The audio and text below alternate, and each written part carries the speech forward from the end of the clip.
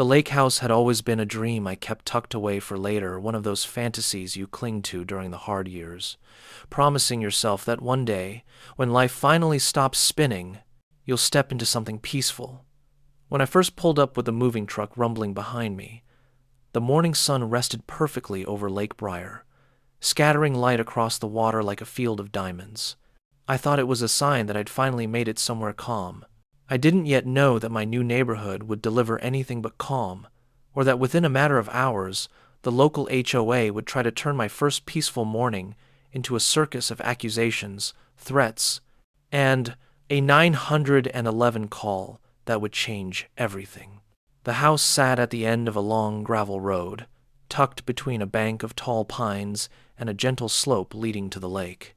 The area was quiet enough that I could hear the soft lap of waves hitting the dock as I stepped out of my truck.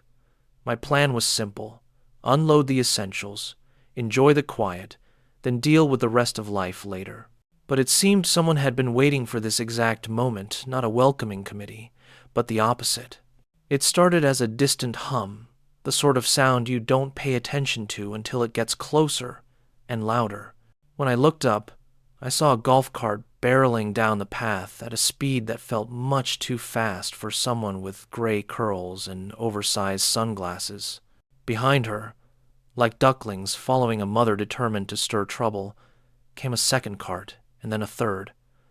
All three rolled toward my driveway with a kind of urgency that made my stomach sink. I didn't know them, but I already felt like I was being approached by a tribunal. The woman in front slammed her foot on the brake, creating a crunch of gravel that made me jump. She stepped out with a clipboard pressed tight against her chest, wearing an expression that balanced between self-importance and suspicion. Behind her, two other residents, one holding a camera phone like they were documenting a crime scene, fanned out as if preventing a non-existent escape. I had barely closed the truck door before they surrounded me, forming a crescent of hostility on what I thought was my own property. They didn't greet me. They inspected me. The woman with the clipboard scanned the moving truck, the boxes, even the keys hanging from my belt loop, as though the details themselves were incriminating. She pressed her lips together and scribbled something on the paper as if she had discovered a violation simply by my arrival. I remember thinking how bizarre it was that my first interaction with my neighbors felt like an interrogation. Their body language told a whole story before any of them spoke. They believed I didn't belong here.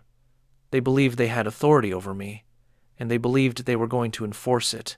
While one woman circled my truck, taking pictures unasked and unannounced, the clipboard woman stepped forward with a seriousness more suited to a boardroom than a lakeside.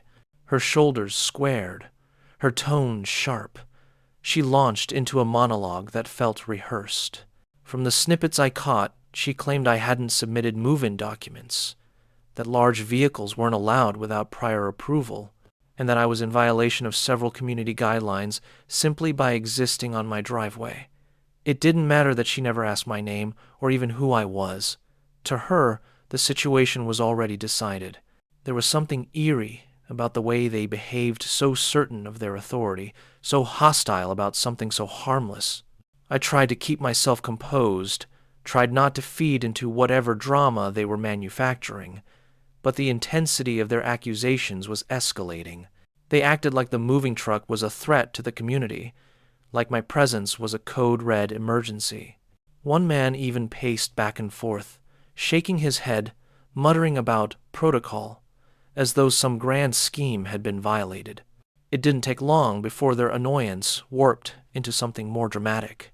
The clipboard woman suddenly lifted her phone, her jaw set in a determined line, and announced loud enough for her companions to hear that she was calling emergency services. I felt the air shift around us, my heart dropping into my stomach as I realized she was serious. She wasn't calling the neighborhood office or the HOA board.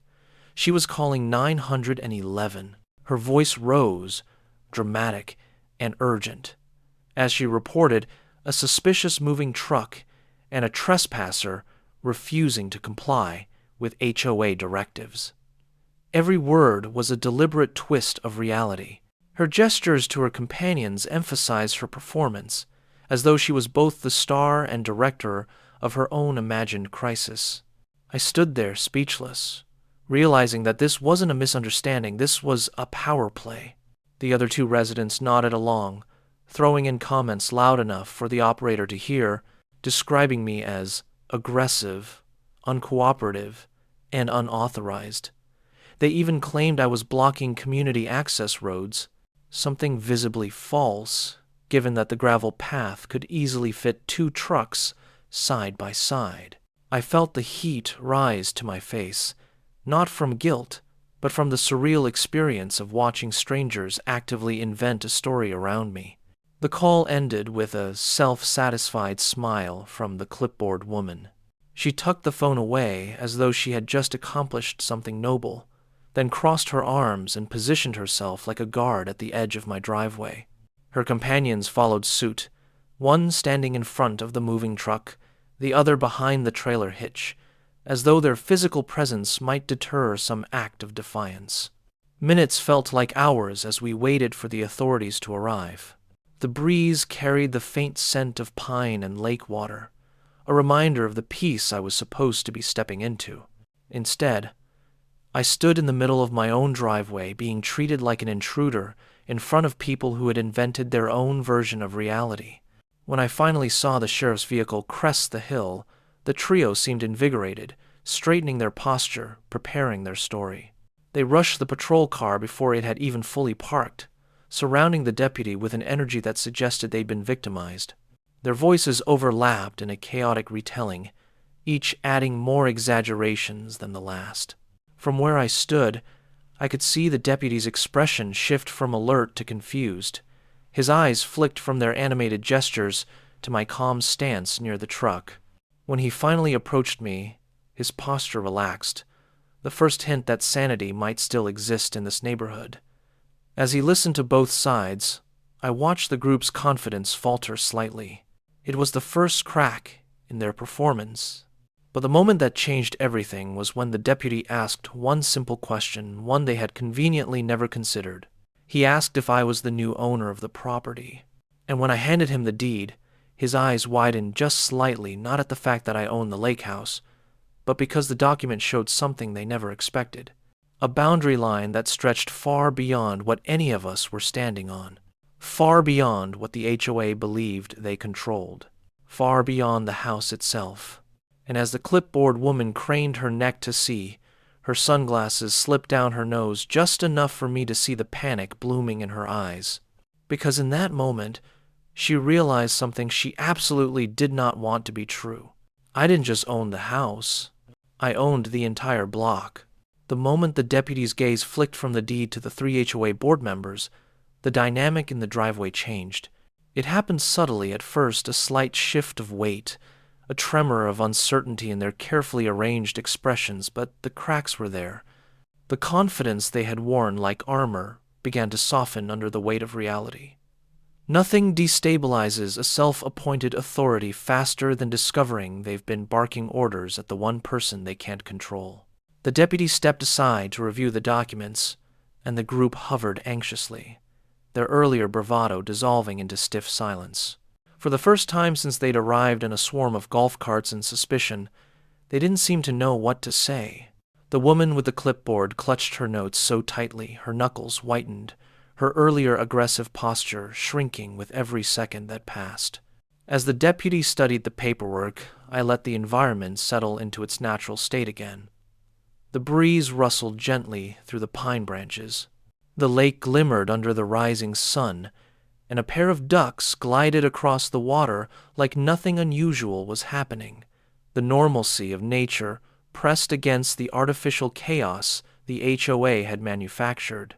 It was almost poetic how something as simple as land boundaries could unravel their entire performance. When the deputy returned, the tension in the air was almost tangible. His voice carried the calm firmness of someone used to diffusing petty neighborhood battles, but this situation was different. He explained what he had found, his words steady and factual. He didn't dramatize it or cushion it, he simply laid out the truth. The deed didn't just list my lake house. It outlined multiple parcels of land sections that extended beyond my driveway, past the tree line, down the hill, and across an entire loop of the road. The paper wasn't old, either. It had been verified just a week earlier. That meant something very significant. The HOA's community land, as they proudly called it, wasn't actually theirs. Much of it was mine. The deputy didn't need to spell out the implications. The widening eyes, the sudden swallow from the cameraphone man, the clipboard woman's trembling hands, those reactions were enough to confirm that they fully understood what this meant. Their entire authority had been built on territorial control, and now the foundation beneath that control had cracked. The deputy handed my documents back, giving me a look that said he understood the absurdity of the situation. He made no accusations, offered no judgment. He simply informed the HOA members that no laws had been broken, that I was fully within my rights to be there, and that calling 911 for a non-emergency could have consequences. The clipboard woman tried to offer an excuse, some flimsy justification about protocol and community safety, but her words fell flat. Even she seemed to know how weak they sounded. The deputy eventually left, and the neighborhood fell into a silence so thick it felt like a second atmosphere. The lake breeze was still blowing, the sun still climbing, but everything else felt suspended. The three representatives remained rooted to the ground, each processing their own version of shock. They didn't leave, but they didn't speak either. They simply lingered, unsure of their next move. I turned back to the moving truck and resumed unloading, intentionally indifferent to their presence. Every box I moved felt like a subtle reminder that I wasn't going anywhere, that their attempt to intimidate me had failed. After several minutes, they retreated to their golf carts, though not before exchanging glances that suggested frantic, unspoken conversation. They didn't say goodbye, didn't offer an apology, didn't even acknowledge the truth they had just learned. But I could feel it. They were rattled. Their power had shifted, and they didn't like it. The rest of the morning passed uneventfully, though I occasionally noticed shadows of movement along the road, neighbors drifting past slowly, trying to get a glimpse of the newcomer who'd just flipped the HOA hierarchy upside down. Some looked curious, others suspicious, and a few seemed delighted, like they had long waited for someone to challenge the self-appointed royalty that patrolled the neighborhood. Word travels fast in small lake communities, and mine was a story that would spread like wildfire. By noon, the golf carts were back. This time, there were 5. The original trio had brought reinforcements: older residents with sun hats and clipboards, younger ones with tablet devices, each dressed in the unofficial uniform of suburban authority, crisp polos, sunglasses, and expressions of performative concern. They gathered in a tight cluster on the edge of my property, whispering furiously, pointing at the deed, the road, the lake, and occasionally at me. They were planning something. Their entire demeanor suggested that the earlier embarrassment hadn't discouraged them, it had motivated them. Losing control of the narrative, especially in front of a deputy, was unacceptable to them. If they couldn't intimidate me directly, they would regroup, strategize, and attempt a different angle. HOA boards rarely admit defeat, especially not the kind that conducts driveway ambushes at dawn. They eventually approached me again, though with noticeably less swagger. Their formation was tighter now, their faces more serious, their tone more corporate than confrontational. They announced that they needed to review their documentation, confirm boundary lines, and reassess certain community rights. Their words danced around the fact that they were panicking. What they didn't know was that I'd already done my research long before buying the property. I knew the history of the land. I knew the legal state of the HOA. And I knew something they clearly didn't. The HOA existed only because the previous owners on the block had voluntarily opted in. Not a single clause forced new owners into it, which meant I wasn't required to join, which meant they had absolutely zero authority over me. Watching their faces as they realized this truth one detail at a time was a slow-motion unraveling of ego. Each statement they made, each rule they tried reciting, Each imaginary policy they attempted using as leverage, all of it crumbled the moment I reminded them that their jurisdiction ended the second it reached my property line. But the biggest bombshell came when I mentioned something they clearly had no idea about. I owned not only the land beneath my house and the surrounding lots, but also the land beneath several of the community's shared structures, including the boat dock, the pier, the storage shed, and the patch of land where their beloved HOA office trailer had been sitting for 14 years. Their silence was absolute. Their fear was palpable. Their control was slipping faster than they could catch it. And as the wind rustled the lake water against the wooden posts of the dock, a realization washed over the group like a cold tide. Their empire wasn't just insecure, it was built on land that didn't belong to them. That afternoon, the HOA members left trembling and tense, whispering amongst themselves as they scrambled back to their carts. The road fell quiet again, but I could feel the storm they were preparing behind closed doors. I had disrupted their authority in a single morning, and people like them don't retreat quietly. They come back with paperwork. They come back with meetings. They come back with plans. And I knew just by the look in their eyes that this was only the beginning, because the HOA hadn't fully processed what it meant for me to own the entire block, but they would, very soon. The following morning brought a fog so thick it swallowed the lake and blurred the tree line into a soft gray haze. It should have felt peaceful, like the world was wrapped in silence, but instead it felt like the calm before something calculated, something quietly building behind closed blinds and closed mouths. I knew the HOA wasn't done with me. People who cling to power rarely accept losing it in a single sunrise. I woke to the sound of engines, not one, but several rolling down the gravel road with deliberate slowness. When I stepped onto the porch, coffee in hand, the fog parted just enough to reveal an entire convoy of golf carts approaching like a parade of suburban authority. 6 this time, twice as many as the day before. And each cart carried 2 or 3 residents, bundled in jackets, gripping binders and clipboards as if preparing for battle. This wasn't a visit. It was an organized response. By the time they reached the edge of my driveway, the fog had lifted enough to show their full formation. A semicircle of carts, parked with military precision, engines humming in unison. They didn't exit right away. They sat, watching me, studying me, as if hoping their silent presence alone would reassert the dominance they'd lost. Eventually, the clipboard queen herself stepped out, the same woman who had called 911 the day before. Her hair was pulled tighter this time, her sunglasses larger, her posture stiffer. She held a binder so thick it seemed almost theatrical, the kind of overstuffed folder people bring when they feel the need to overwhelm through sheer volume of paper. Behind her came the rest of the board.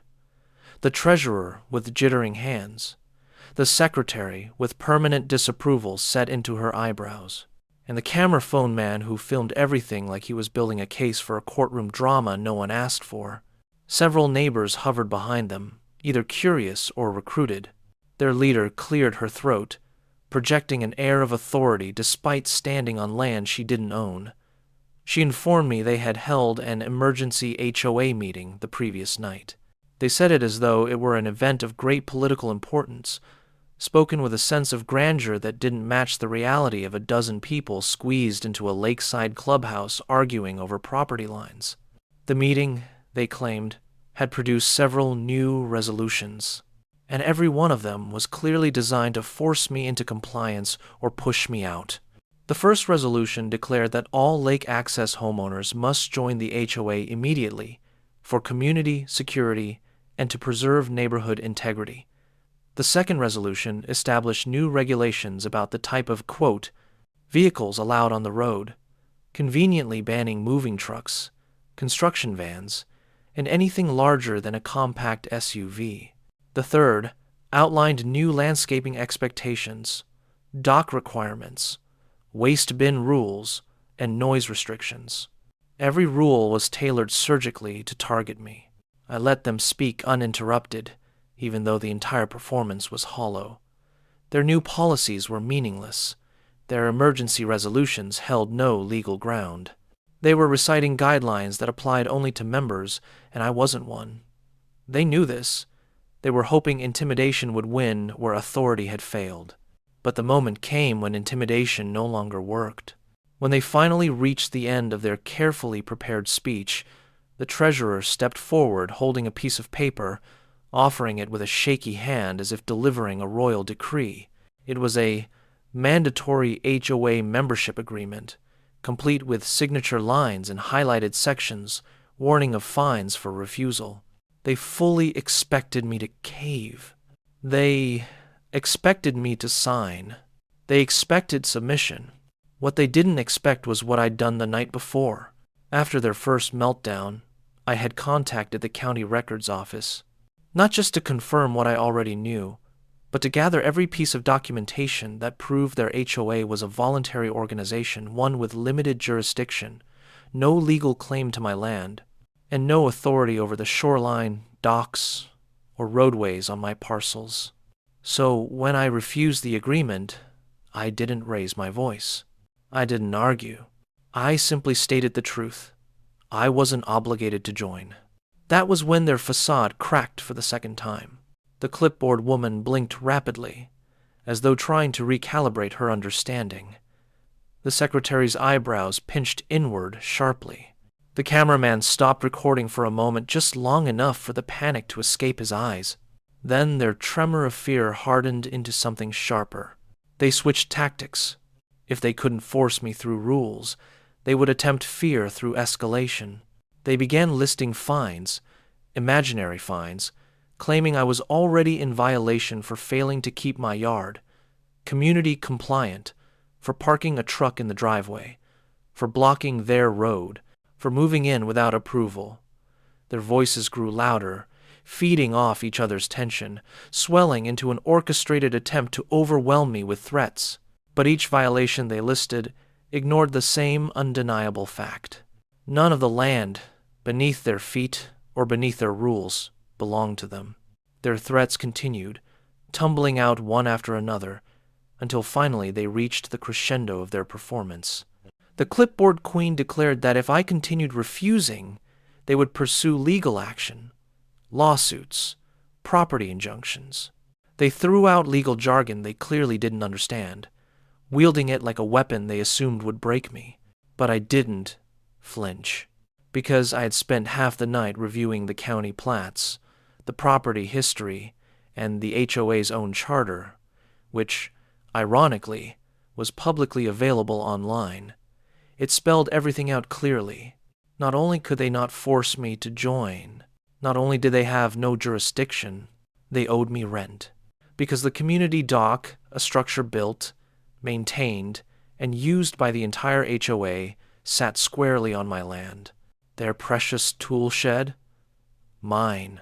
Their storage lot for kayaks? Mine. And worst of all, the tiny HOA office trailer, where they held their meetings and printed their violation notices? Also on my parcel. Everything they used as the center of their power was effectively an unauthorized occupation, and they hadn't paid a single cent in the 14 years it had been there. I explained this calmly, just as I had with the deputy. No threats, no drama, just the truth. The shock that rippled through them was almost physical. The treasurer's hands trembled so hard the papers he held fluttered like leaves in the wind. The secretary's jaw tensed until the muscles quivered. The cameraphone man instinctively lowered his device again, stunned. But the clipboard woman, she froze completely. Her face drained of color. Her sunglasses slipped down her nose. And for the first time since she had stormed into my driveway, calling 911 over a moving truck, she had nothing to say. The silence stretched long and wide across the lake, wrapping around all of us. A silence built from fear, disbelief, and the sudden collapse of the authority they once took for granted. Then, without warning, the group gathered their binders, turned stiffly, and retreated to their golf carts. They didn't attempt to argue. They didn't attempt to save face. They left in a hurry, carts bumping over the gravel more chaotically than usual. But turmoil like theirs doesn't disappear. It regroups. It recalculates. It returns with bigger claws. Because as they sped away, one thing became painfully clear. The HOA wasn't finished. They would be back.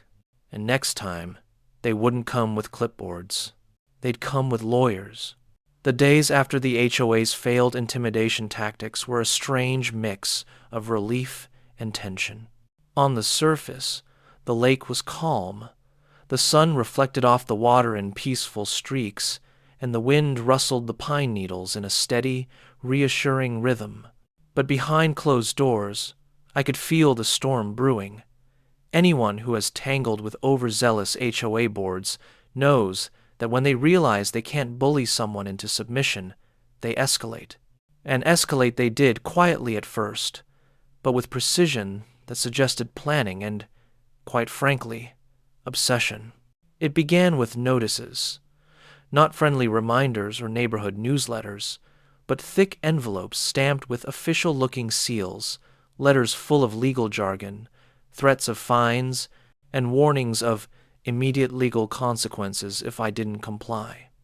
Each letter tried to frame me as the trespasser, the non-compliant member, the disruptor of community peace. Some claimed violations that didn't exist, like unauthorized dock construction and illegal storage of vehicles on private roads. Others were even more absurd, accusing me of disturbing community harmony simply by moving in.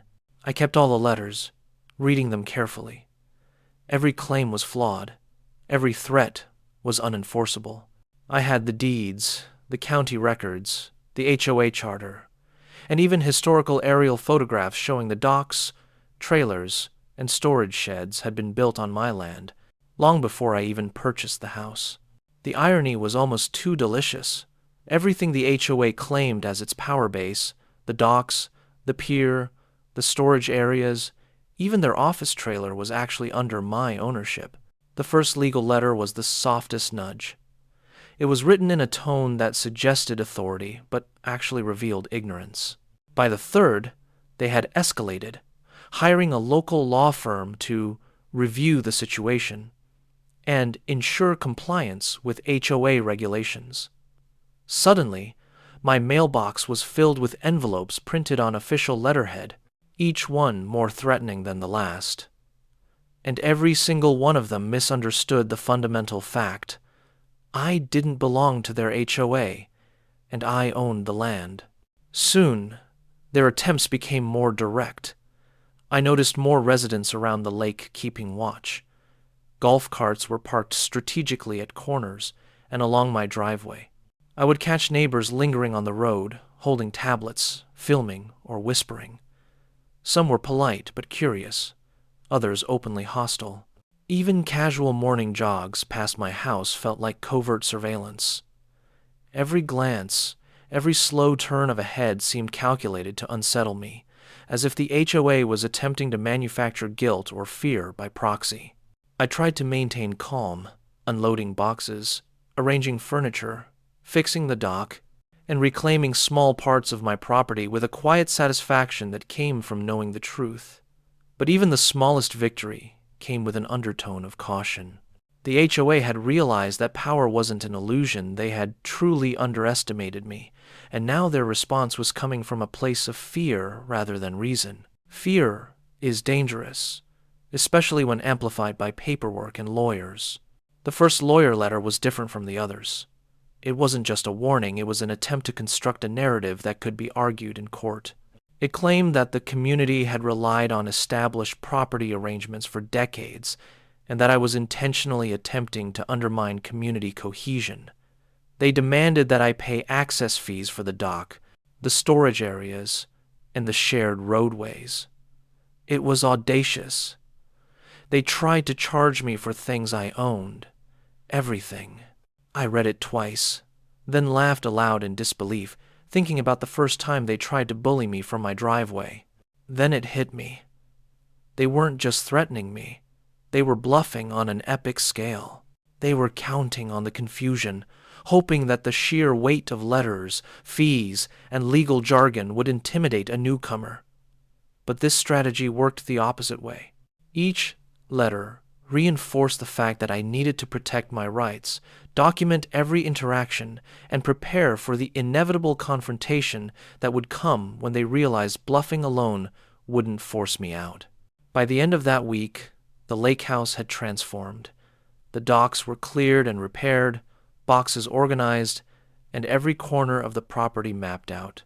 Every HOA claim had been cataloged, recorded, and photographed. The sense of ownership I felt was more than legal, it was visceral. Every tree, every foot of shoreline, every gravel patch of the private road was now a symbol of authority I had earned and defended. But then came the most unsettling moment. It was a Saturday morning when a line of luxury SUVs and pickups appeared on the road leading to my house. They weren't random neighbors, they were professionals. Lawyers, investigators, and a few individuals carrying briefcases and clipboards, all moving like a coordinated strike team. They drove slowly, almost theatrically, ensuring I saw them. There was no knocking, no introduction. They parked near the edge of the driveway, stepping out with brisk movements that screamed preparation for a confrontation. I realized instantly that this was no longer about golf carts, 911 calls, or fines. This was about strategy, about intimidation, about proving dominance. They came prepared to challenge me in person, but they hadn't considered one thing. The entire perimeter they claimed to control was on my property. Every foot they stepped onto, every dock they approached, was legally mine. When they finally made their move toward the driveway, I watched from the porch. No words were exchanged. I didn't need to speak. Every glance, every step they took, was met with a calm assessment on my part. Their confidence faltered almost immediately when they realized that, despite their coordinated appearance, they were on foreign land. There were no cameras, no hidden agreements, no silent members to back them up.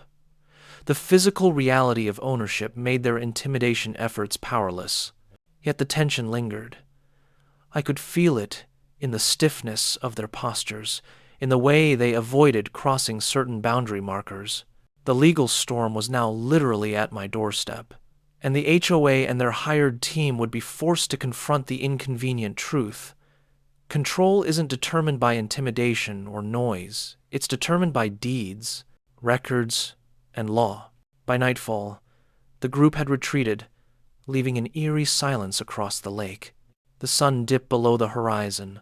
The water mirrored streaks of orange and purple, and the forest around the property seemed to breathe in relief.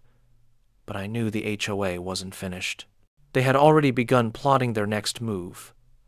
Litigation, court dates, official complaints, a plan to manufacture legitimacy and attempt to trap me in their narrative of control. And I knew one thing with certainty: they underestimated me. Because I wasn't just prepared to defend a house, I was ready to defend an entire block, a stretch of shoreline, and every inch of property they had assumed was theirs for the taking. The quiet of that evening was deceptive. The storm had not passed. It had only shifted into another phase, a slow, relentless legal onslaught that would demand every ounce of patience, strategy, and resolve. And the HOA? They had finally realized that what they thought was power wasn't authority at all. It was mine. The weeks that followed were a masterclass in patience, strategy, and quiet dominance. The HOA, now armed with lawyers, letters, and mounting frustration, had escalated their campaign into a full-blown legal assault. Each morning, my mailbox seemed to host a new threat, each envelope more elaborate than the last. Notices of alleged violations, demands for community fees, claims of trespass, and requests for mediation piled up in neat stacks on the kitchen counter. Their persistence was impressive, if only it had been grounded in fact. I spent my days responding carefully, meticulously cataloging every interaction, photographing every part of my property, reviewing deeds and county maps, and cross-referencing the HOA charter against state law. Each document I gathered was a weapon, each photograph a silent argument. The more aggressive they became, the stronger my position appeared. Every threat, every fabricated claim, was an admission of desperation. They had finally realized they were no longer in control, and that fear was driving their actions. The legal correspondence continued, but I remained unshaken. I never raised my voice. I never engaged in theatrics. My calm confidence became a counterweight to their chaos. Their lawyers tried to intimidate, to assert authority with flowery language and clauses they hoped would confuse me, but nothing could mask the fundamental fact. I owned the land. Every dock, every road, every structure that had formed the center of their imagined kingdom was legally mine. One afternoon, a new tactic arrived. A mediator, appointed by the HOA's attorneys, supposedly to resolve disputes and establish compliance. I welcomed the mediator politely, offering coffee and a chair on my porch, while carefully noting every detail of their visit. The mediator read through the letters, the claims, and even glanced at the deeds. When they asked about community obligations, I calmly pointed out that membership was voluntary, that the HOA had no authority over my parcels, and that all shared structures were located on my land. The mediator's eyes widened slightly, a small but telling sign of understanding. The HOA's momentum had finally slowed. Their arguments, once delivered with confidence and bluster, now seemed forced and hollow. Every meeting, every letter, every attempt at coercion had failed. I didn't need to argue aggressively. The truth, paired with careful documentation, was enough. Slowly, the tide began to turn. Other neighbors, who had observed the chaos, began questioning the HOA's authority. Subtle whispers spread through the community. Did they really own the land? Can they enforce anything? The seeds of doubt, planted by their own overreach, grew into a quiet wave of skepticism. By the end of the month, the first tangible victory arrived. The HOA officially withdrew their latest set of fines, retreating in writing after reviewing the deeds and legal research I provided. It was a small triumph, but symbolic, the first public acknowledgement that their authority had limits. They hadn't admitted defeat openly, they never would, but the letters had changed tone, shifting from threats to formal requests for discussion. And then came the final blow, a court hearing scheduled by the HOA to assert what they still believed was community authority. I walked into the building with a calm confidence, armed with the deeds, surveys, photographs, and legal opinions I had meticulously compiled. As the attorneys presented their case, citing bylaws and imaginary rules, I simply laid out the truth. Step by step, I demonstrated ownership of every parcel, every dock, every structure. I showed how membership in the HOA was voluntary and how their claims of fines, fees, or jurisdiction were unfounded. The judge's attention never wavered.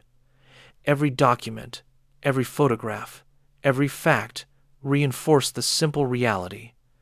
I owned the land. The HOA's arguments, once intimidating, crumbled under the weight of legal truth. By the end of the session, the ruling was clear and definitive. The HOA had no authority over my property. All previous fines and claims were nullified, and any future attempts to enforce rules on my parcels without consent would be considered trespass. The reaction outside the courthouse mirrored the outcome. Members of the HOA shuffled, faces pale and tight, muttering under their breath. Some avoided eye contact entirely, while others seemed stunned into silence. The months of orchestrated intimidation, the 911 calls, the letters, the mediators, and the lawyers had all failed. Their power had evaporated not because of confrontation, but because truth and preparation had quietly dismantled it. Back at the lake house, I felt a sense of relief unlike any I had ever experienced. The docks were mine, the roadways were mine, The storage sheds and trailers were mine. Every inch of property that had been the center of their drama now stood firmly under my control. I walked along the shoreline, watching the sun glitter across the lake, appreciating not just the view, but the hard-won peace that came from defending my rights. Over the following weeks, life returned to a slower rhythm. The HOA retreated from the block entirely, though they continued to operate in other areas. I continued to document the property, ensuring the records were current, and gradually, the community began to accept the new status quo. Some neighbors were cautious, others curious, but none dared challenge the ownership that had been affirmed legally. The lake house had become more than a home. It was a symbol of standing firm, of asserting rights against manufactured authority, and of quietly reclaiming control in the face of intimidation. Looking back, the first day I moved in now seemed almost surreal. The 911 call, the golf carts, the clipboards, and the theatrics of the HOA, all of it had been a test of patience and resolve. I had learned something crucial. Power in the wrong hands is fragile, and intimidation can only work until someone stands firm with truth and preparation. The lake house wasn't just a dream, it was a victory. And as I sipped coffee on the porch one calm morning, watching the mist lift from the water, I knew the HOA would remember this day for years. They had learned, the hard way, that ownership isn't about rules you write on paper or threats you shout in a driveway. Ownership is backed by deeds, clarity, and the willingness to defend what is rightfully yours. The lake stretched out in perfect stillness. The docks, the sheds, the roads, all of it mine. The HOA's power had dissolved, leaving only the quiet satisfaction of victory, earned not with confrontation, but with strategy, documentation, and calm determination. In the end, the neighborhood had learned a lesson that no amount of golf carts or letters could teach. You don't mess with the rightful owner.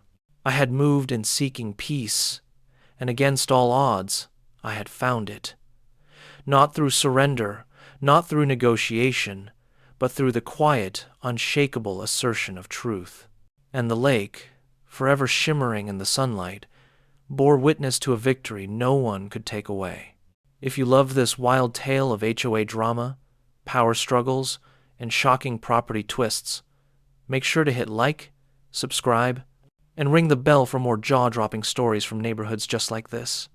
Remember, sometimes the quietest homeowners have the loudest victories. Thanks for watching HOA Story Files.